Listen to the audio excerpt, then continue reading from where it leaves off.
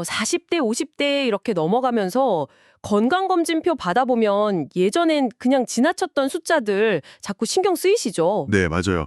특히 뭐 혈압이라든가 콜레스테롤 수치 같은 거요. 그렇죠. 그중에서도 당뇨병이랑 대사증후군, 이게 사실 별다른 신호 없이 찾아오니까 침묵의 위협이라고도 하잖아요. 네, 맞습니다. 오늘 저희가 함께 살펴볼 자료들이 바로 이 두 질환, 얘네들이 얼마나 가깝고 또 위험한지에 대한 이야기입니다. 아주 중요한 내용이 되겠네요. 네, 보내주신 자료들을 보니까요. 이 당뇨병하고 대사증후군이 각각 뭔지, 그리고 왜 이렇게 서로 딱 붙어 다니는지 그걸 명확하게 설명해주고 있더라고요. 아, 그렇군요. 오늘 이 내용 잘 들어보시면 아마 건강관리에 정말 꼭 필요한 그런 핵심 정보들을 얻어가실 수 있을 겁니다. 좋습니다. 그럼 우선 당뇨병부터 좀 간단히 짚어볼까요? 이게 그러니까 혈액 속에 포도당, 혈당이 너무 높은 상태인 거죠? 네, 맞아요.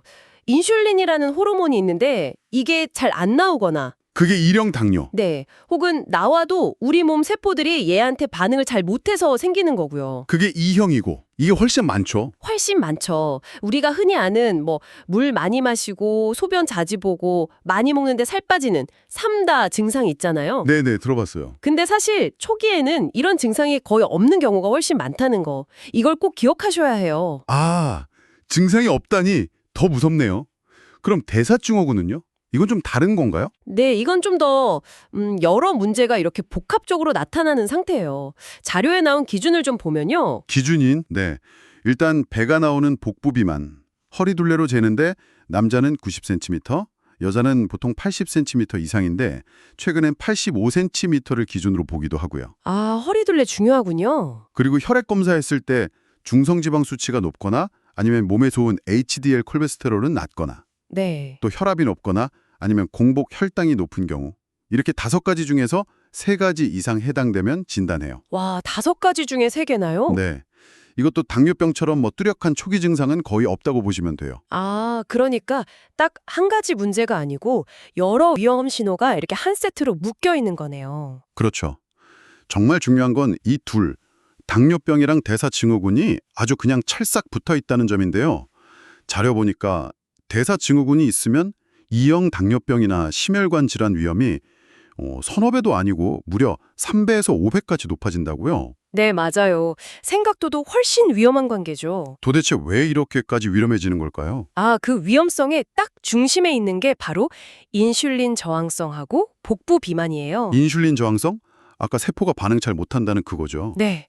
쉽게 말해서 인슐린이라는 열쇠는 있는데 세포라는 문이 잘 안 열리는 거예요. 그러니까 혈당이 세포 안으로 잘 못 들어가고 혈액 속에 계속 남아돌게 되는 거죠. 아하. 그리고 배에 쌓이는 지방, 이 복부 지방이 이런 인슐린 저항성을 더 심하게 만드는 아주 중요한 원인이고요. 그럼 단순히 위험 요소 하나하나 더하는 수준이 아니라는 거네요. 그렇죠. 그게 핵심입니다. 대사증후군의 여러 위험 요소들이 그냥 따로따로 있는 게 아니라 서로 막 영향을 주면서 합쳐지면 이게 단순 합산, 그러니까 1 더하기 1은 2, 이게 아니에요. 아, 그럼 뭐죠? 훨씬 더 큰 시너지 효과를 내면서 질병 위험을 확 증폭시키는 거죠. 이걸 자료에서는 승수 효과라고 표현하더라고요. 승수 효과. 무서운데요? 네. 특히 활동량이 줄고 또 몸에 변화가 많이 생기는 40대, 50대에 들어서면 이런 위험 요인 관리가 정말 중요해지는 이유입니다. 와, 진짜 다시 한번 생각하게 되네요. 무엇보다 이게 초기 증상이 거의 없다니까 미리 아는 게 중요하겠어요. 맞아요. 그래서 검진이 중요하죠. 건강검진 결과표 그냥 서랍에 넣어두지 말고 공복혈당이나 당화혈색소, 허리둘레, 혈압, 중성지방, HDL 콜레스테롤 이런 숫자들 좀 더 꼼꼼히 봐야겠네요. 이게 내 몸에 보내는 조용한 신호일 수 있으니까요. 네, 정말 중요한 포인트세요.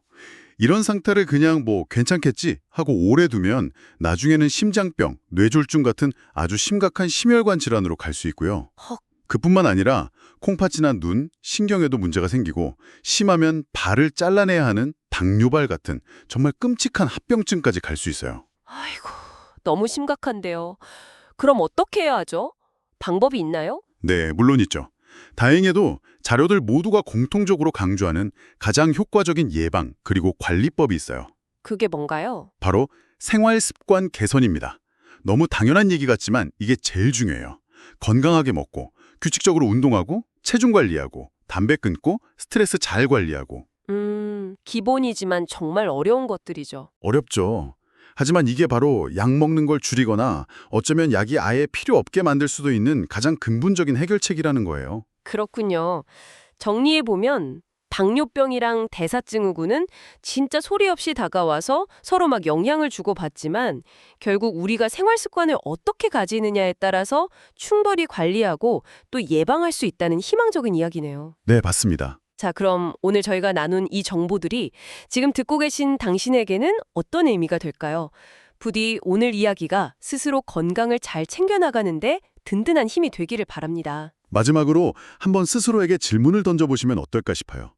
이 질환들이 대부분 증상 없이 진행된다는 걸 생각해보면 지금 당장 내가 불편한 건 없지만 내 대사 건강 상태를 미리 좀 점검하기 위해서 이번 주에 당장 실천해 볼 수 있는 작지만 의미 있는 행동은 뭘까 하고요. 아, 좋은 질문이네요. 네, 뭐 거창한 거 아니더라도 그냥 지난번 건강검진 결과표 다시 한번 꺼내서 수치들 확인해 보거나 아니면 지금 당장 줄자 찾아서 허리둘레 한번 재보는 것부터 시작해 볼 수 있지 않을까요?